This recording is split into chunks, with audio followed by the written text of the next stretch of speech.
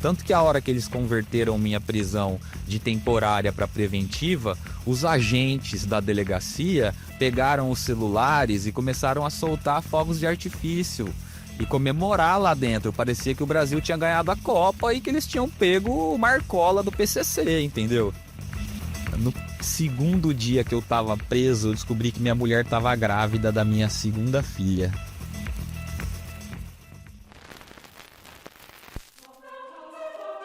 That marijuana is probably the most dangerous drug in the United States. E eu acho que as campanhas antidrogas são muito ineficientes. Regulação de um mercado que já existe. Regulação. Trata de ver se o caso da maconha pode ser regulada, ao invés de ser simplesmente proibida. Herb is a plant. I mean, herbs are good for everything. Gilberto Gil declarou que, entre aspas, gostava da maconha.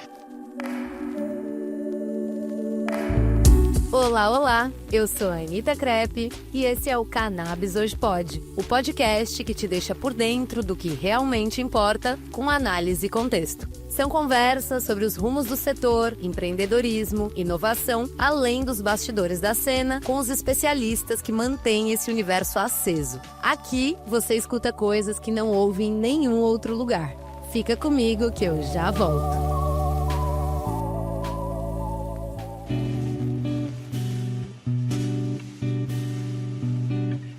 Você já parou para pensar que a luz certa pode mudar completamente a forma como uma planta cresce? Pois é, a Master Plantes nasceu exatamente dessa ideia.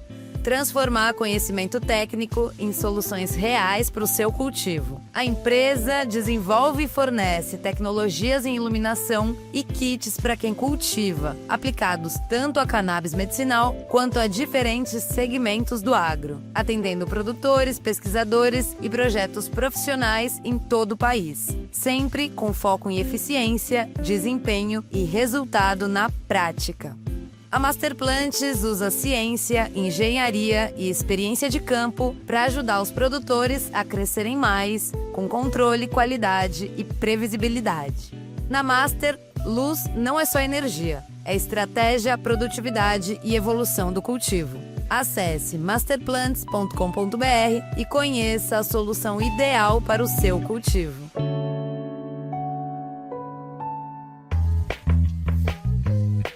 O que acontece quando uma associação de pacientes de cannabis faz tudo o que se espera dela? Bom, no caso da Santa Gaia, a resposta foi uma operação policial que quase acabou com a ONG e rendeu quase 2 meses de prisão para o seu diretor. No episódio 116 do Cannabis Hoje Pode, eu converso com Guilherme Viel sobre o impacto dessa operação na vida dele e na Santa Gaia, que passou de uma associação com milhares de pacientes e dezenas de funcionários a uma estrutura praticamente paralisada e que agora começa a se reerguer após meses de incerteza.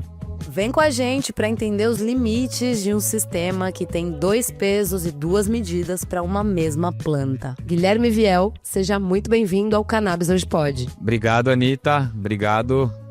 É um prazer estar aqui com você e espero poder contribuir aí com muito conhecimento. Com certeza, Guilherme. A gente estava aqui querendo já falar com você, né? Desde que aconteceu tudo aquilo.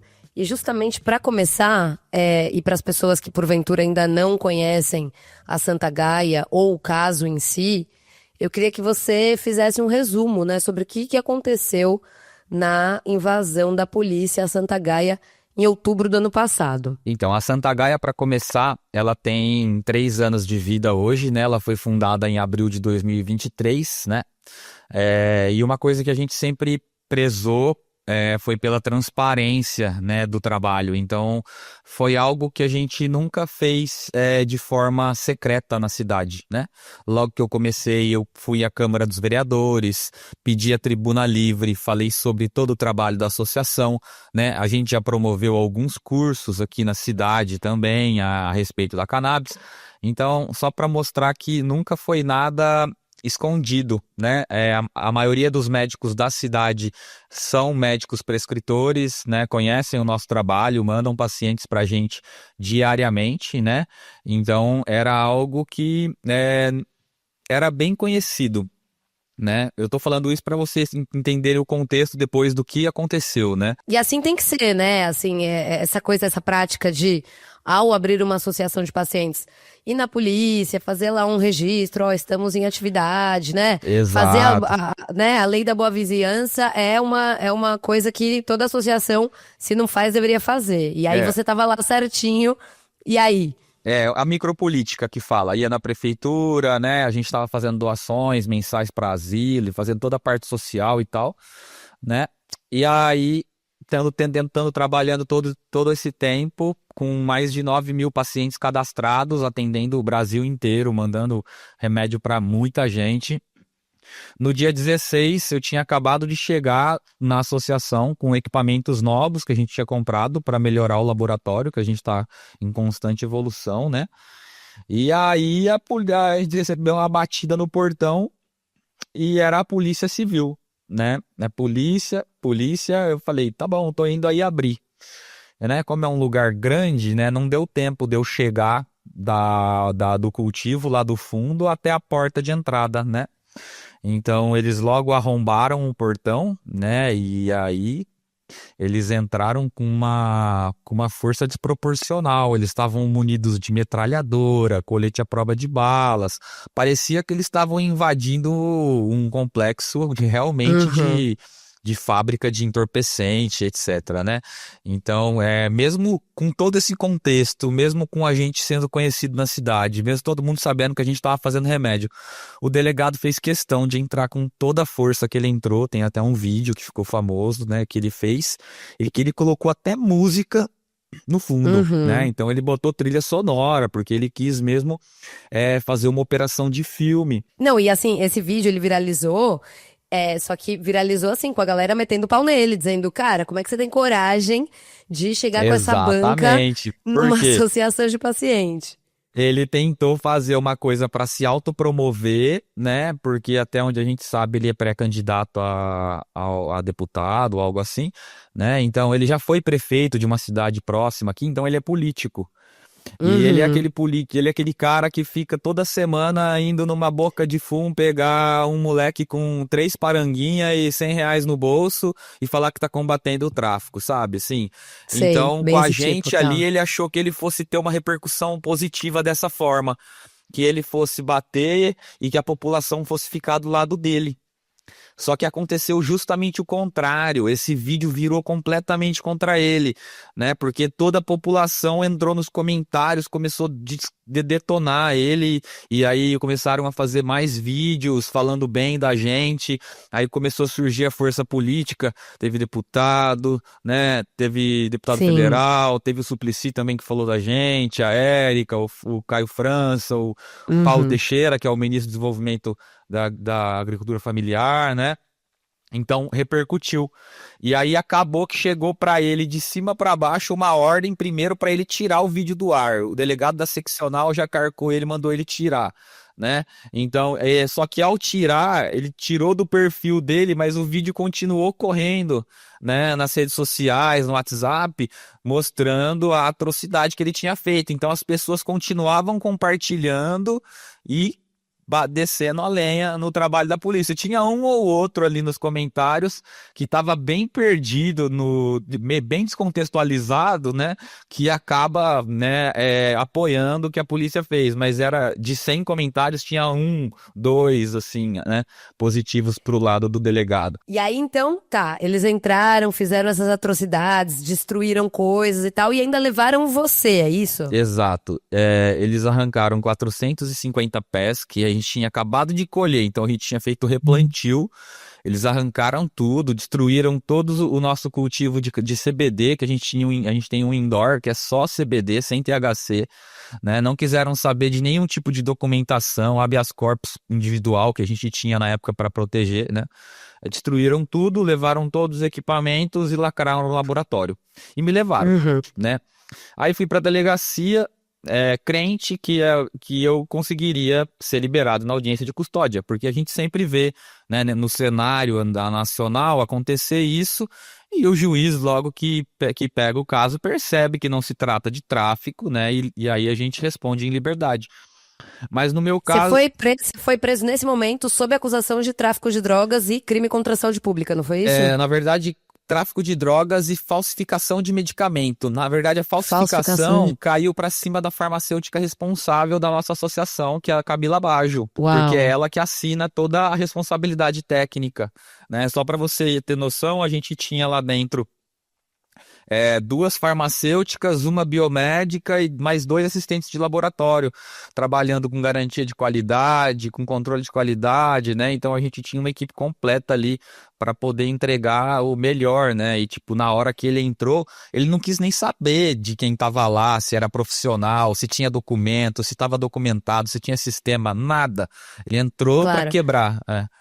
E quando vai para essas mídias, assim, super polemistas, né? Esses programas de fim de tarde que a gente sabe, a gente conhece bem, eles falam, quando invadem, assim, um local desse, né? Não sei se no caso exatamente da Santa Gaia, não lembro se foi esse o caso, mas eu já vi várias vezes os caras falando... os criminosos atuavam parecendo profissionais, tinham laboratório, não sei o que, pra mexer na droga. E, tipo, são profissionais. No inquérito policial, ele fala que era um laboratório de ponta, com equipamentos de primeiro mundo, de nível industrial. Então, peraí, equipamentos de ponta, em um lugar de primeira linha, um laboratório perfeito, pera lá, tem cara de fábrica de droga, né? Se tem um monte de vidrinho de remédio, se tem mais de 10 mil receitas no sistema, né? Cadê o tráfico de drogas, né?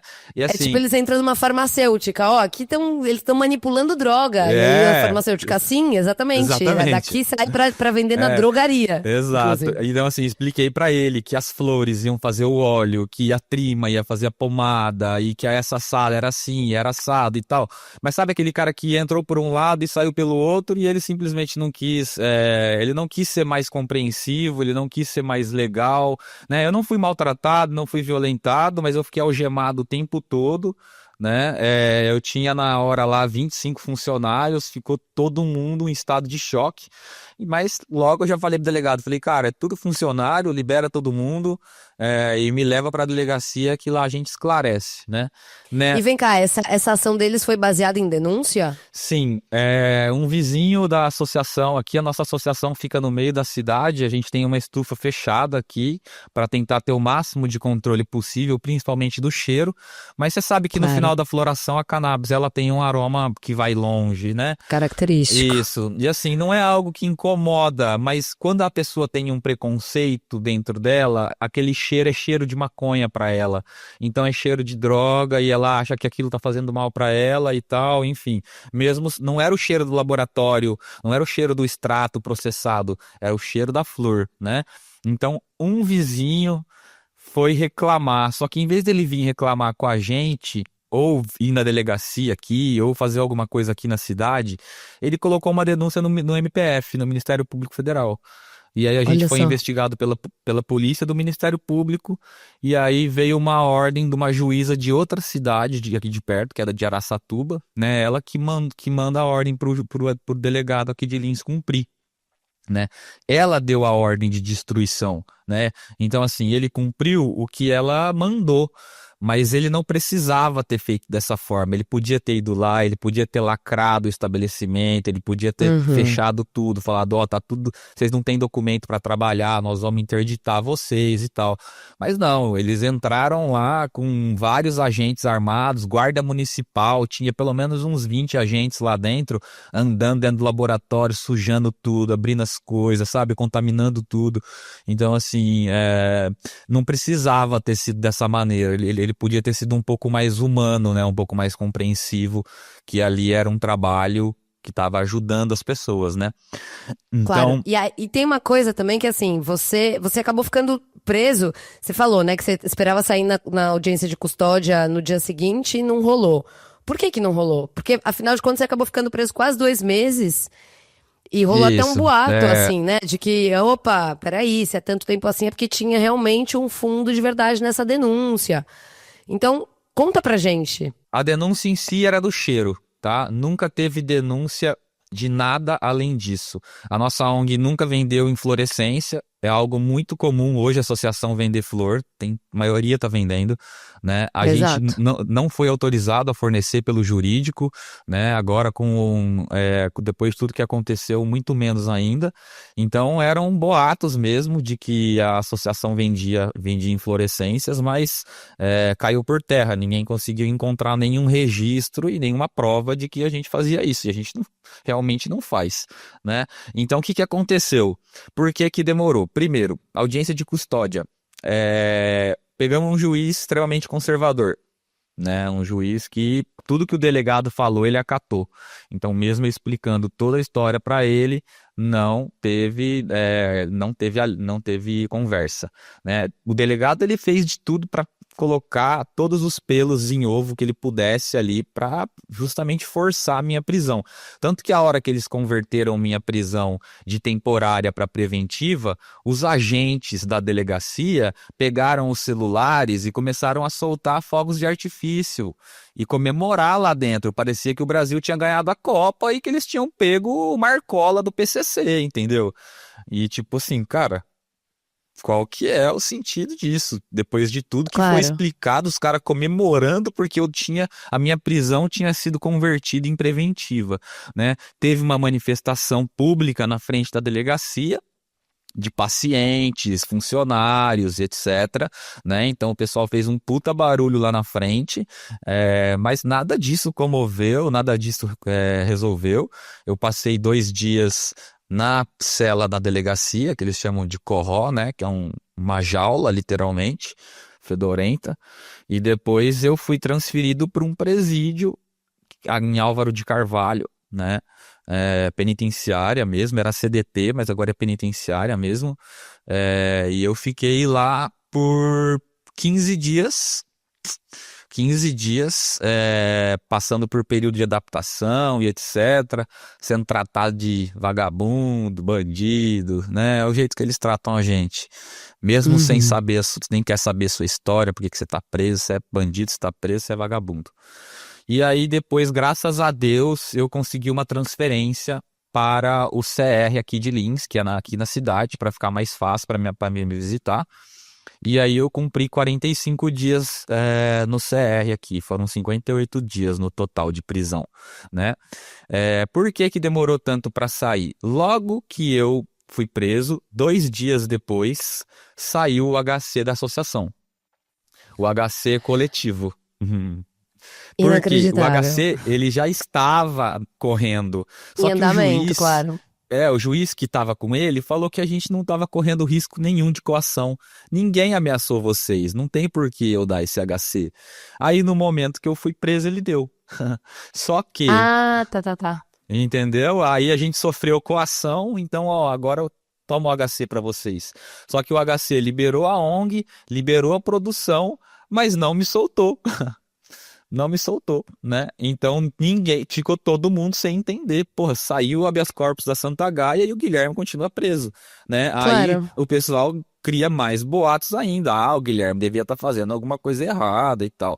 Mas aí o que Exato. acontece? Nesse momento, a gente estava com o jurídico, né? Que é o Dr. Antônio e o Dr. Vitor, e começou a ter muito conflito entre o jurídico, entre minha família, meu irmão, meu pai, minha mãe, minha mulher. Você imagina todo mundo louco aqui e cada um pensando uma coisa e tal. E aí tinha uma estratégia para entrar com o HC após um despacho com um desembargador, e os advogados acabaram se precipitando. Então eles entraram com um HC antes da hora, e aí a juíza negou, e aí o outro juiz se baseou na decisão dela e negou também, e dá-lhe Guilherme ficar preso. Então o primeiro habeas corpus foi precipitado, aí essa precipitação gerou mais confusão ainda. Foi nesse momento que a gente falou, cara, precisamos de reforço. né? Então, Claro. corremos atrás de outros advogados para nos ajudar, né? Nesse momento, quem socorreu a gente foi o Ricardo Nemer e o Emílio Figueiredo, né? Clássicos. Sim, o Nemer veio até Lins, eu pedi para que ele viesse até ao CR, que eu queria conhecê-lo pessoalmente, olhar no olho dele, conversar com ele, né? Então ele veio, passou uma semana aqui na minha casa, com a minha família, conheceu toda a estrutura que a gente tinha da associação, etc, né? E topou defender a gente.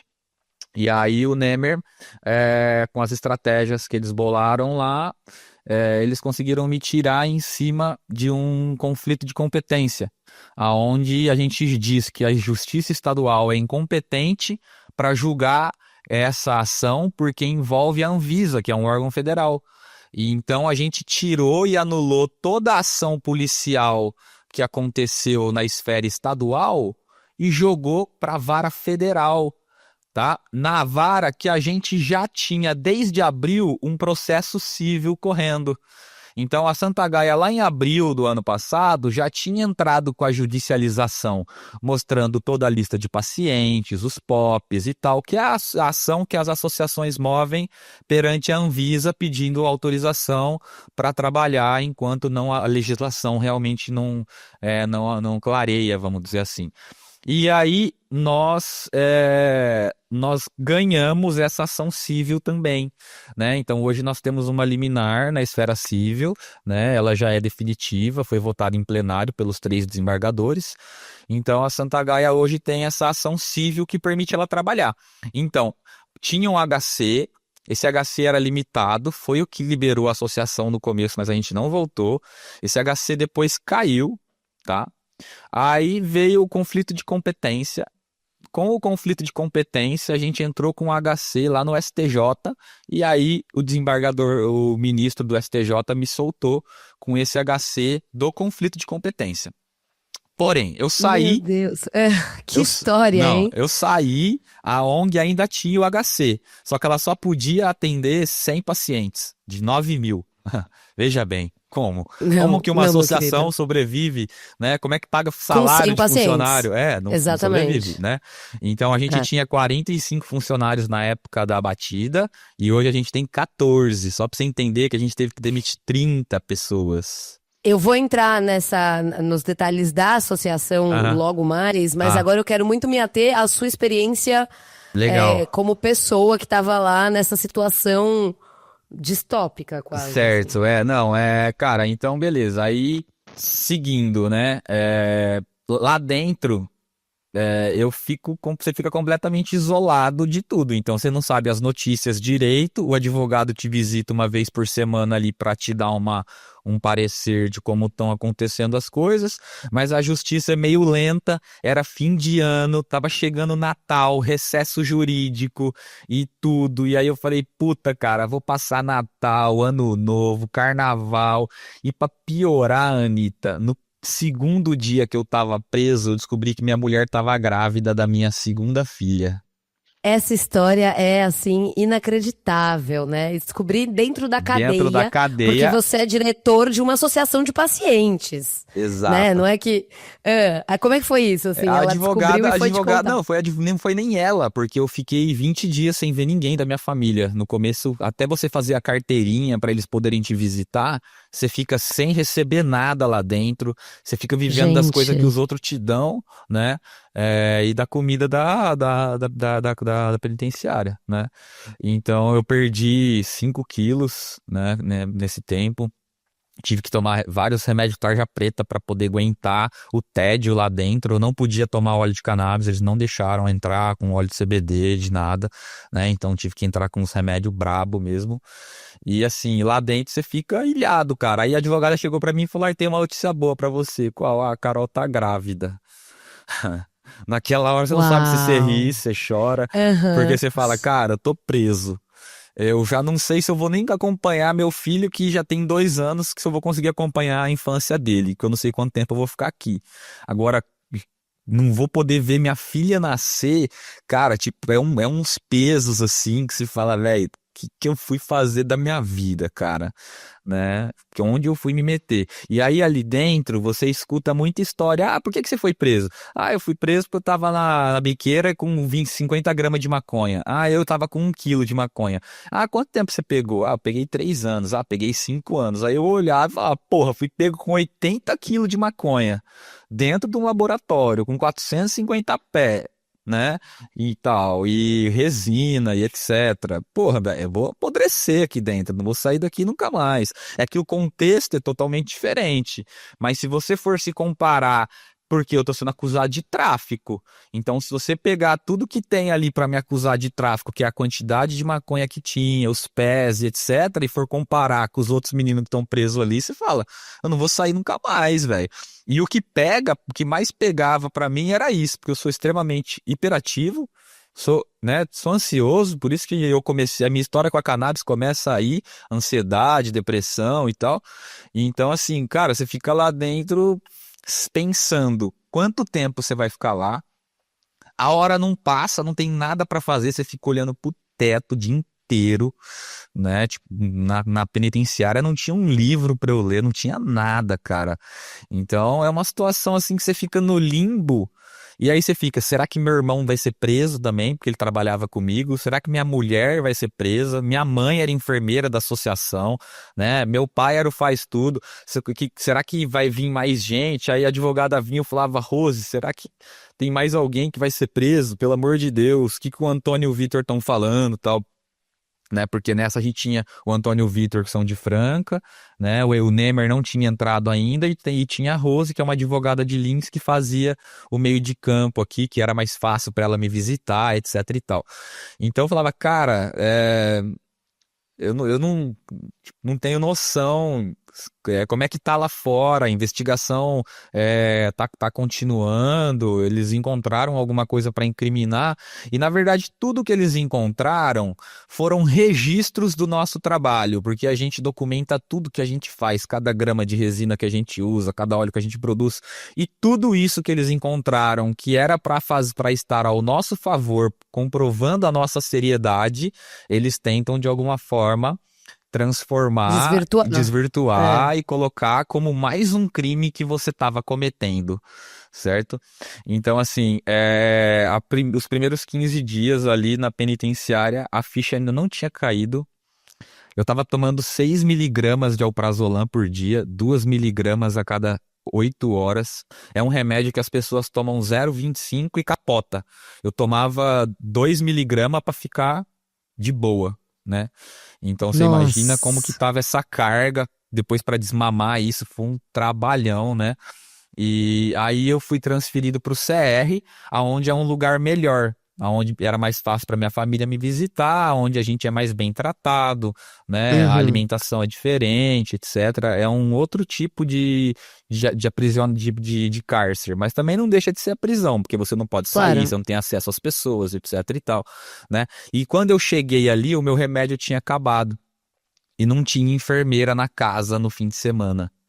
Então eu fiquei 2 dias de abstinência pesada, de 6 miligramas de alprazolam. A minha voz não saía, meus braços formigavam, meu pé suava e ao mesmo tempo eu sentia frio. Eu passei uma crise de abstinência 2 dias que eu achei que eu fosse morrer, juro por Deus, Anitta.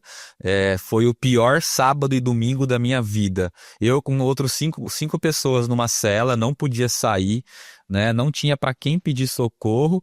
Foi a galera que estava comigo ali que me apoiou e que me fez manter a sanidade ali, porque cortar um remédio tarja preta assim é um negócio muito cruel. A gente fica muito mal e não é frescura, não é algo que a gente controle, é realmente uma dependência química que você cortou de uma vez, né? Então, esse foi o pior dia, assim, tá? O pior fim de semana, sofri muito mesmo. Cara, que eu sinto muito, viu, por você ter passado por isso, assim, porque é um negócio que eles colocam a pessoa na cadeia e meio que esquecem que é uma pessoa, né? Então, virou bicho, os direitos, o sofrimento, tudo isso é menor, tudo isso é ignorado. Então, cara, é inacreditável que você tenha passado por isso. por ser diretor de uma associação de E é pacientes isso de que cannabis. isso era o que mais pegava, assim, essa sensação de injustiça. Cara, todo Claro. dia alguém me ligava ou me mandava uma mensagem falando como eu tinha transformado a vida dela, né? Claro. Como a associação tinha mudado a qualidade de vida e tal. No começo da ONG, eu levava os olhinhos na casa das pessoas, escutava elas e tal.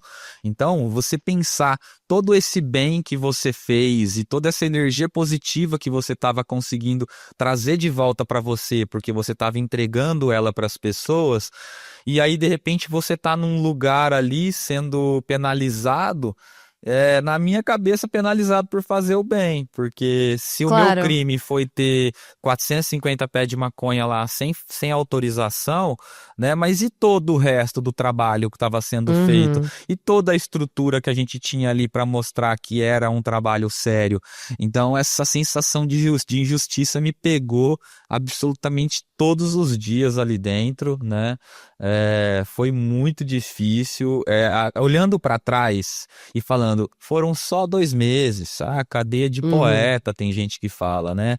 Ficou só 2 meses, tá bom. Gente que não ficou presa 2 dias. 2 dias, né? ninguém sabe como é que é ficar 2, 3 dias preso dentro de uma sala sem poder sair, sem poder fazer nada, né? E aí, tipo assim, a questão foram só 2 meses? Ok, mas quando eu tava lá dentro, a minha cabeça não sabia que iam ser só 2 meses. Eu tava me preparando para ficar 1 ano, 2, 3, seja lá quanto tempo demorasse para que as coisas se esclarecessem. Porque Claro. eu tinha certeza de que eles não iam encontrar nada de errado, porque a gente sempre fez um trabalho muito correto desde o começo, né? Mas mesmo assim eu tinha medo do que eles estavam desvirtuando do que eles tinham encontrado. Eles pegaram receita de médico, tentaram falar que a gente estava casando venda, queriam ir para cima dos médicos, porque o médico estava prescrevendo um remédio que não tinha autorização da Anvisa. Então, assim, ele tentou buscar de todas as formas alguma maneira, né, de falar que a gente estava errado e que a gente estava, Claro. né? E aí essa narrativa não colou, né? Não colou. Eu saí, as coisas foram se resolvendo, mas para você ter ideia, até hoje o delegado ainda não devolveu todas as nossas coisas. É isso que eu ia te perguntar, assim, na verdade. Como é que foi? Que dia você saiu em dezembro, né? Imagino. Aham. E como é que foi, né? O que te levou a sair? Teve essa conquista do Nemer. Mas em que momento foi isso? Assim, foram te avisar, você tá livre? Como é que foi esse Cara, momento, realmente? foi bizarro, não estava esperando. Eu sabia que tinha vários julgamentos para acontecer, porque os advogados me davam as datas e eu ficava com essas datas na cabeça, dia tal, dia tal, dia tal. E aí no dia tal aconteceu o julgamento desse conflito de competência. O ministro Brandão foi quem deu meu habeas corpus, quem me soltou, né? Então, só que saiu à noite e começou a rolar um burburinho ali dentro do CR de que o meu habeas corpus ia sair amanhã, mas eu não sabia se ele ia ser julgado ou se ele já tinha sido julgado e já tinha ganhado, né? Tá. E na verdade já tinha ganho, né? Já tinha ganho. Só que eles não podiam me falar porque, né, era à noite já. Então eu fui saber só no outro dia, meio-dia. O carteiro, né, que é o preso que passa lá, tá levando as cartas e tal, ele chegou na porta da minha cela e falou assim: ô Guilherme, Santa Gaia, todo mundo me chamava de Santa Gaia, que você me dá se eu te der a liberdade? Tipo, olhei pra cara dele e falei, porra, quem que é você pra me dar liberdade, né? Pensei. Claro. Eu falei, velho, te dou o que você quiser, você pode subir aqui na minha cama, pegar tudo que você quiser. Ele falou, então pode descer daí, ó. Tá aqui seu alvará de soltura, vai embora, moleque. Nossa senhora, foi que muito emoção. foda, é muito foda essa hora. Que é isso, velho? Foi muito emocionante, tipo, a minha família inteira tava me esperando lá fora. Todos os funcionários do CR vieram me cumprimentar, a diretora me abraçou e tal, porque todos eles sabiam da minha história, né? Ninguém ali estava me tratando que nem traficante, tá? Então aqui no CR de Lins eu fui muito bem tratado, né? Então, cara, eu na hora que eu saí, foi uma alegria ali pro pessoal da administração, porque conhecia minha mãe, ou foi aluna da enfermagem dela, ou conhece ela da área da saúde, que ela foi enfermeira há 30 anos aqui na cidade. Então, assim, foi muito emocionante essa hora, né? Aí eu saí, a hora que eu entrei no meu carro, eu não acreditava que eu tava na rua, que eu tava vendo a rua de novo, porque lá dentro você não vê nada, né, assim. E aí fui pra casa, mas, Anitta, falar pra você que eu cheguei bem. Cara, não Não. tem como você sair bem. Eu fiquei, tipo, 2 meses ainda, tipo, comendo pão que o diabo amassou dentro da minha casa. Acordando 6 horas da manhã com a sirene, como se tivesse a sirene lá do CR, entendeu? Fica Tipo, um trauma, aquela né? rotina na cabeça, é um trauma, Então, demorei um tempo, aí fui desmamando medicação, e nessa as coisas foram clareando para a ONG, né? A polícia devolveu todos os equipamentos, né? O juiz mandou devolver tudo, mas o delegado, por ter acontecido toda essa repercussão negativa contra ele ficou meio. Levou pro lado pessoal, ficou puto. Então, quando o juiz mandou devolver tudo, era tudo. Eram as resinas, eram os óleos, eram as pomadas, os cremes, os computadores, tudo. E por ele pegou e mandou uma petição para o juiz, sei lá o que foi que ele subiu lá, dizendo, mas realmente é para devolver os extratos de THC e não sei o que. Ele questionou como se ele entendesse alguma coisa, né? Realmente é para devolver as pomadas porque a Anvisa não autoriza Gente. produto tópico.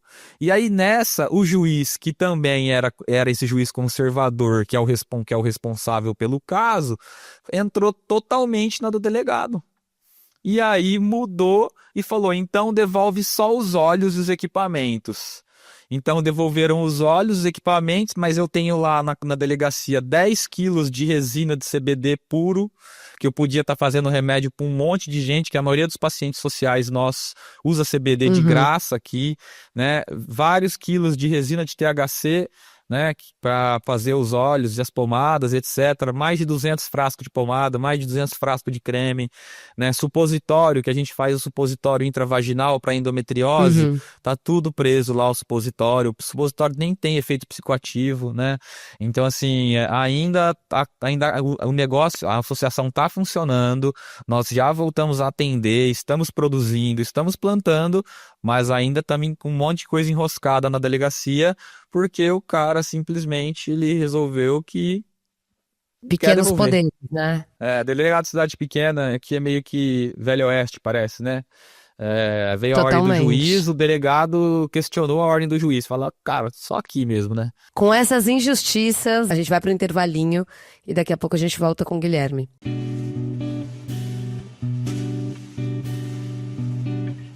Ser associado da BecMed, a Associação Brasileira de Estudos Canábicos, é fazer parte de uma comunidade que lutou, venceu e conquistou direitos inéditos no Brasil. Ao se cadastrar na BecMed, você passa a integrar uma associação de pacientes que garante aos seus associados o direito de portar produtos à base de cannabis em todo o território nacional. Sim, você ouviu bem, todo o território nacional. Esse é um direito que só a ABEC garante. Na ABEC, cada frasco carrega ciência, cuidado e uma história de conquista. Saiba mais em abecmed.com.br. Então é abecmed.com.br.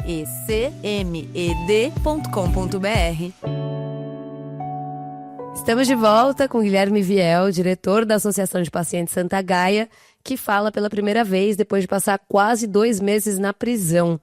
E aí, Guilherme, eu queria justamente, né, assim, entrar nessa coisa operativa, né, da administração da Santa Gaia. Óbvio que você estava fora desse momento lá, né, por razões óbvias, mas como é que foi? Imagino que você deve ter conversado também. Como é que foi? Você ficou sabendo ao longo do tempo que estava rolando ou você só foi entender mesmo depois, já de solto? Não, eu lá dentro, assim, na minha primeira conversa com a advogada, na primeira visita, eu já comecei a passar orientações pro pessoal do que era para ser feito. Por exemplo, pro meu irmão, João, demite todo mundo. Todo mundo. É para ficar hoje na associação a gerente do acolhimento, uma acolhedora e só, a menina e a Viviane do financeiro, que a gente precisa dela para organizar. Então, por quê, Anitta? A gente tinha um caixa relativamente bom, mas a gente tinha acabado de gastar uma nota com equipamento novo, tipo 200 mil em equipamento novo, rota evaporadora nova, extratora alcoólica, o Valenveras, que era um dispositivo para fazer análise da resina dentro do laboratório.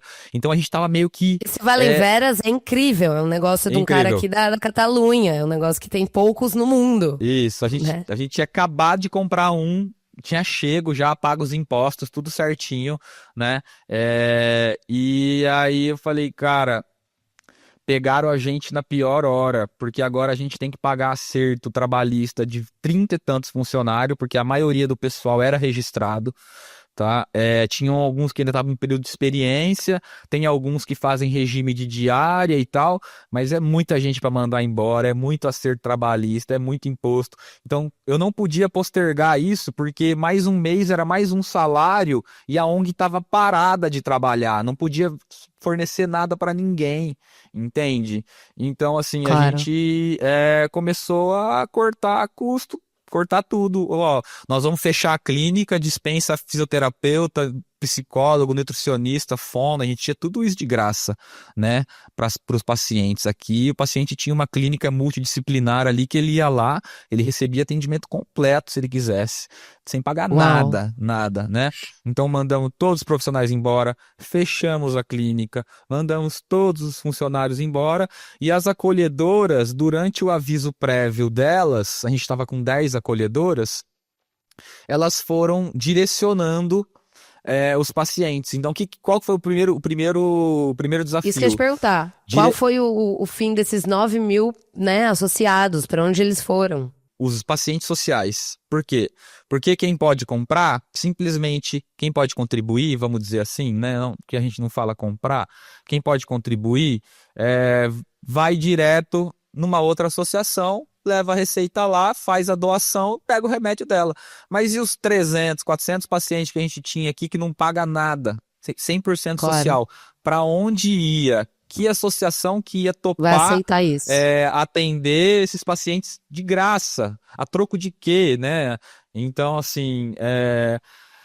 Essa foi o principal desafio, mas a gente conseguiu jogar para associações parceiras próximas, Flor da Vida, Abrapango, Provida, né? Pegamos as associações que tinham olhos mais parecidos e valores parecidos com os nossos, que tinham políticas sociais parecidas, e começamos jogar paciente para eles, ó, vai para cá, vai para lá, né? E aí muito paciente reclamando que não tinha o mesmo resultado, que não era o mesmo óleo, que mudava, que não era igual e não sei o quê. Não que não tinha a mesma qualidade, mas justamente às vezes por usar uma flor diferente da nossa ou ter um processo diferente não tinha o mesmo resultado, né? Então isso foi difícil.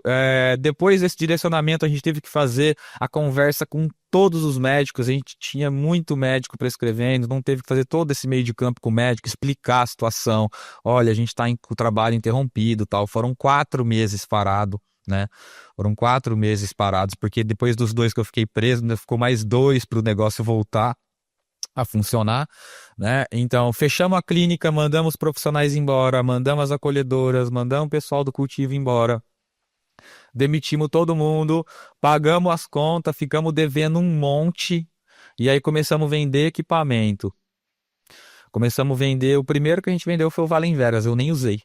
Acabado de comprar novo na caixa, vendi para uma outra ONG, aí a extratora nova, a rota nova, tudo que a gente tinha acabado de comprar, conseguimos esses parceiros aí para poder comprar da gente no mesmo preço que a gente pagou, e isso que foi levantando, por fim, ainda tivemos que colocar empréstimo do bolso para poder voltar a funcionar.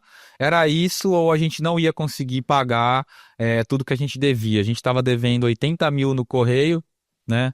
Só para você ter ideia, só de envio a gente gastava 80, 100 mil por mês no correio, estava devendo 80. Então, cara, era muita conta para pagar. A gente tá saindo do buraco agora, porque tem o jurídico para pagar, os advogados, tem tudo, né? Hoje a associação voltou com 14 funcionários, né? Então a gente pegou só a base mesmo, só o necessário por enquanto, para a gente acabar de pagar o que a gente está devendo, para depois poder pensar em crescer, né? Em expandir, etc, né? E depois que a gente voltou, só para concluir essa fala, os nossos pacientes voltaram, né? Então muitos Isso pacientes que eu estão ia voltando. perguntar justamente, como é que foi, né, esse processo de recuperação dos pacientes? Foi natural, na verdade.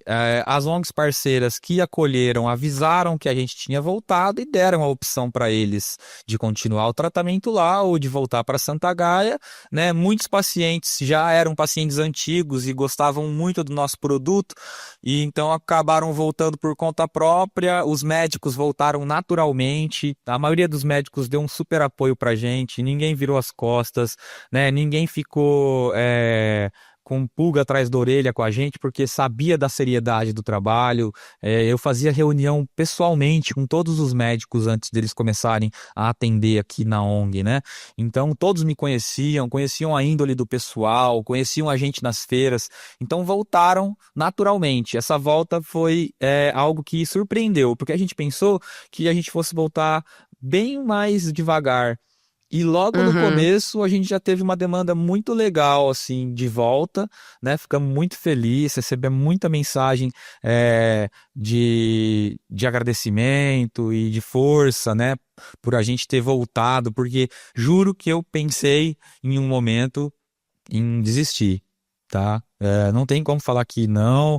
Você vai falar que você nunca pensou em desistir? Irmão, como nunca pensei em desistir? Eu pensei em desistir várias vezes, ainda mais quando estava preso lá dentro, sem saber o que estava acontecendo, né? Porque eu pensava, porra, tava fazendo bem para um monte de gente e agora tô aqui fudido a troco do quê, né? Essa não é a minha fonte principal de renda. Eu tenho um prolabore aqui na associação, eu sou engenheiro civil de formação, eu tenho uma empresa de engenharia, né? Então, nunca foi uma necessidade financeira, era um sonho mesmo de trabalhar com isso, de plantar e de ajudar e de conseguir, né, viver da cannabis. Sempre foi um sonho, mas não uma necessidade. Então, por vários momentos, eu pensei em abandonar, desistir mesmo de vez, largar tudo, falar, cara, a hora que eu sair daqui, eu vou encerrar o CNPJ, vou acabar com essa associação, vou viver minha vida, né? Mas aí, no momento que eu saí, eu percebi que a minha equipe estava extremamente forte, todo mundo pronto para a luta, para me apoiar, para continuar o enfrentamento que a gente fazia, e agora um enfrentamento mais bem documentado, com ações ganhas e tal. E aí foi que eu coloquei a minha cabeça no lugar, caiu a ficha que eu tinha saído, falei, velho, vamos embora. Chamei a farmacêutica e falei, você tá pronta? Porque ela ficou bem abalada também, né, por causa do processo que ela recebeu. Eu tô pronta, então, se você tá pronta, vamos embora, né? E aí voltamos. Caraca, Guilherme, que história. Meu Deus, que história. Como é que fica a Santa Gaia com esse lance do sandbox, que tá pra sair as regras, né? O sandbox é muito incerto.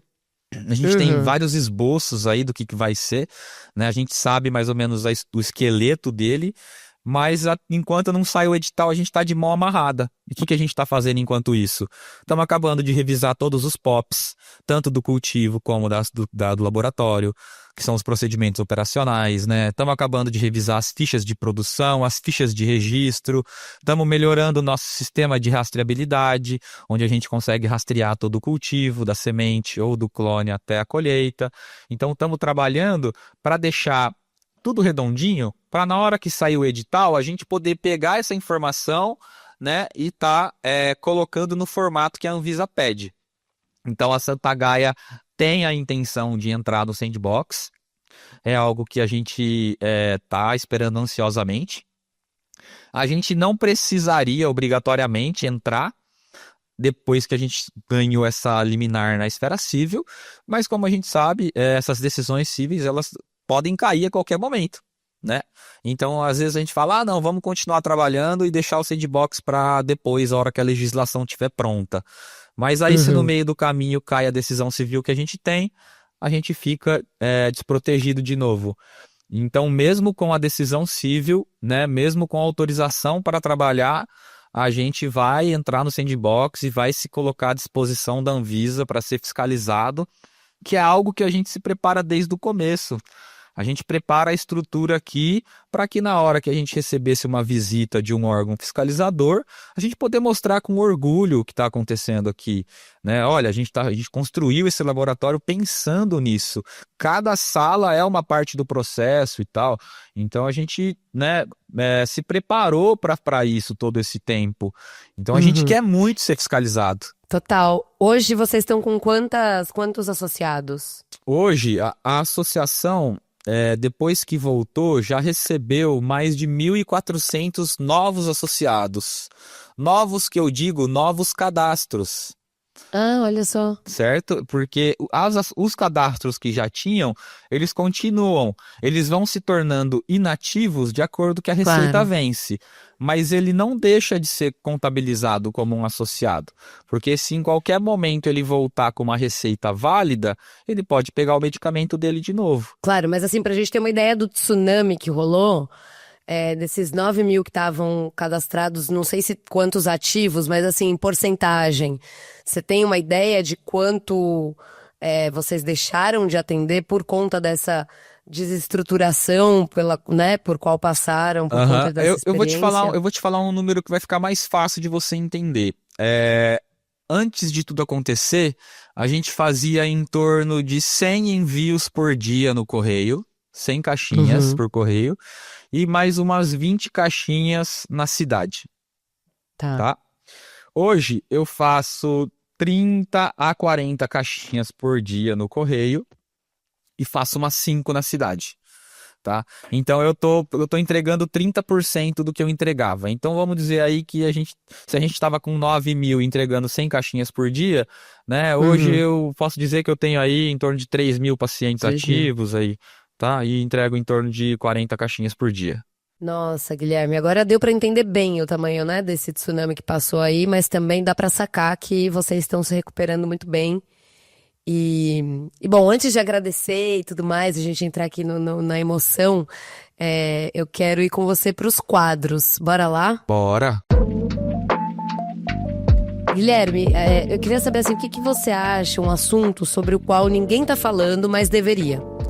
E aí pode ser em relação às associações ou a cannabis como um todo, mas alguma coisa que você olha e fala, putz, não estão falando disso aqui, é tão importante. Eu vejo que a discussão, ela tá avançando cada vez mais, né? Os teores de THC, aí a gente vê agora a Embrapa também questionando o teor de THC, etc e tal. Eu acho que esse é um tema importante, né? Mas você quer algo que não está sendo discutido, e esse tá, né? Mas tem algo que não está sendo falado, que está correndo solto e que parece que não tem ninguém vendo, que é a dispensação de inflorescência pelas associações, né? O mercado, ele tá cada vez mais inundado de associação vendendo flor sem autorização, né? Algo que a Anvisa não reconhece, né, como forma terapêutica e tal, né? Então é algo que eu fico olhando e fico meio preocupado, né? Tem uma empresa grande, inclusive, que está distribuindo cannabis em São Paulo ali, de motoboy, como se fosse na Califórnia mesmo, você escolhe no cardápio a espécie e tal. Eu acho que isso é meio perigoso, né? Antes da legislação clarear. Não que eu seja contra, eu já conversei várias vezes com meus advogados aqui a respeito de fornecer inflorescência, porque tem procura, os pacientes precisam, tal, né? Tem demanda, mas é algo que de repente você pode ganhar outro processo de tráfico de droga mesmo com uma autorização civil, entendeu? É isso que eu ia te perguntar, se não tem autorização, porque, né, eu imagino que essas A autorização até... é estar escrito especificamente no seu processo que você pode dispensar Exato. fluorescências e tal. Tem 3 associações no Brasil, ou 4, que tem essa autorização. Todas as outras têm um habeas corpus ou uma autorização simples que permite elas trabalharem com derivados de cannabis, mas não fala especificamente. E aí vai de interpretação de delegado, de juiz, né, a ordem que ele vai dar ali para você. Você pode usar para se defender depois? Pode, mas é legal passar por toda a coação policial e ter sua associação invadida? Não é. Então eu acho que o tema que está menos sendo falado hoje e que merecia uma atenção para que a gente pudesse saber, pode ou não pode, né? Porque tem gente vendendo como se pudesse, tivesse liberado, né? E o jurídico fala que é totalmente proibido. Então eu acho que esse é um tema que falta ainda ser mais bem discutido, mais bem esclarecido. E Guilherme, quando você não tá na Santa Gaia, onde é que você tá? O que você gosta de fazer, assim, nas suas horas vagas? Olha, os últimos anos, as minhas horas vagas foram dedicados a Santa Gaia, porque eu gosto muito de fazer isso que eu faço, né? De trabalhar aqui, então de estar no cultivo. Eu gosto de cuidar das plantas, de gerenciar o cultivo de perto, é o que eu gosto muito, né? Mas geralmente quando não tô trabalhando, tô com a minha família, relaxando, viajando, né? Tenho um hobby que é às vezes jogar à noite com meus amigos aqui no computador, né? Jogar online, assim. Mas a minha vida é relativamente simples, né? Eu moro numa cidade pequena, de 80 mil habitantes, que não tem muita coisa para fazer. Então a gente acaba aproveitando o rancho com a família, né? Acaba aproveitando um clube, né? Um parque, uma praça, né? Coisinha de cidade do interior mesmo. Eu tenho um filho de 2 anos e meio, né? Minha mulher vai ter uma filha, nós vamos ter uma filha agora em julho, né?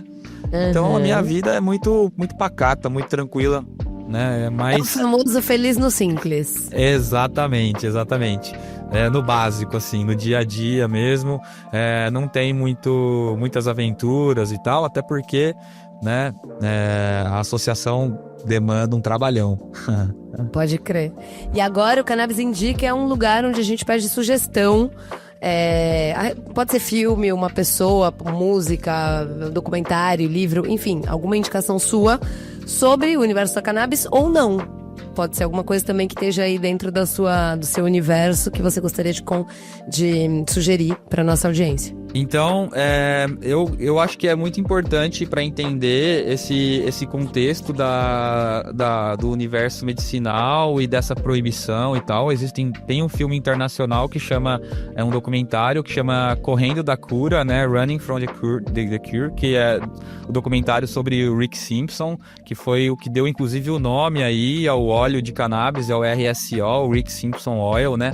O óleo feito na extração alcoólica, né? Eu acho que é muito importante para as pessoas entenderem há quanto tempo essa luta vem sendo travada, né? Tem um outro documentário pequeno que chama O Cientista, que é a história do Dr. Rafael, que é o pai do THC, um israelense, né, que lá atrás, né, isolou o THC pela primeira vez e começou a fazer estudos com epilepsia. E eu acho que é um filme fundamental, assim, para as pessoas entenderem, né, a ideia, como começou esses estudos. Foi o primeiro estudo feito com a molécula isolada, né? Então eu acho que tem no YouTube, é de graça, é muito interessante. E depois o documentário Ilegal, né, que vai contar uma história muito emocionante de uma menina também que enfrentou toda essa resistência para conseguir o tratamento e tal. É um filme nacional. Então eu acho que esses 3 filmes são bem legais, assim, para pegar o contexto dessa luta que a gente vive até hoje, né? Uma luta aí que já tem muitos e muitos anos e continua criminalizando quem está trabalhando na área, né? Porque a legislação não evolui. Enfim, eu acho que são 3 filmes legais que não são muito longos, que acho que é fundamental para assistir, para poder entender o contexto. Boa. E aí, só pra fazer uma pequena correção, se você me permite, Guilherme, que o Rafael Meshulam, ele é, na verdade, búlgaro, só que sim, ele construiu a carreira dele em Israel. E eu só acho importante dizer que ele é búlgaro, porque, né, a gente sabe que tem uma certa preguiça mundial aí em relação a Israel e israelenses, né? Então, não é o caso. O Rafael, ele é búlgaro. Mas ele desenvolveu todo o trabalho dele em Israel, dentro de um laboratório lá em Israel, né? Tá certo, sim, obrigado pela correção. Valeu. Imagina. Então agora, Guilherme, eu queria pedir o seu contato, né? Onde é que as pessoas que ouviram aqui a nossa conversa, quiserem te encontrar, quiserem trocar uma ideia, quiserem se associar a Santa Gaia, me dá os seus arrobas, conta pra gente. O meu arroba do Instagram é @guilherme.viel_. Esse é o seu pessoal. Meu pessoal. O da Santa Gaia, arroba a de associação .Santa Gaia, a.Santa Gaia, tá? Bueníssimo. Aí depois, então, quem quiser... o nosso site é santagaia.ong.br também. Lá tem toda a informação de médicos e tem também o telefone do nosso acolhimento, do nosso atendimento, para quem quiser, né, quiser entrar em contato comigo. Qualquer um desses canais, se pedir para falar comigo, as meninas passam meu contato pessoal e a gente bate um papo. Maravilhoso. Então é isso, eu quero te agradecer esse papo aqui. Realmente eu fiquei muito tocada com essa história. Espero que isso não volte a acontecer com ninguém que trabalhe com cannabis do jeito que você e que todos os diretores de associações idôneas trabalham, porque realmente ninguém merece, né, passar por toda essa experiência. Mas certamente você ali queimou uns karma, que eu acho que já é daqui pra cima, sabe? Sim, então vamos pensar assim. Então é isso, querido. Obrigada. Volte sempre, que as portas estão sempre abertas pra você e pra sua família. Valeu, Anitta. Obrigado pela oportunidade de contar a minha história, tá? Eu tô sempre à disposição aqui. Quando quiser bater um papo, conversar a respeito de qualquer assunto da área, pode me chamar, que eu tô sempre à disposição. É isso, gente. Valeu. Até semana que vem. Valeu. Tchau, tchau.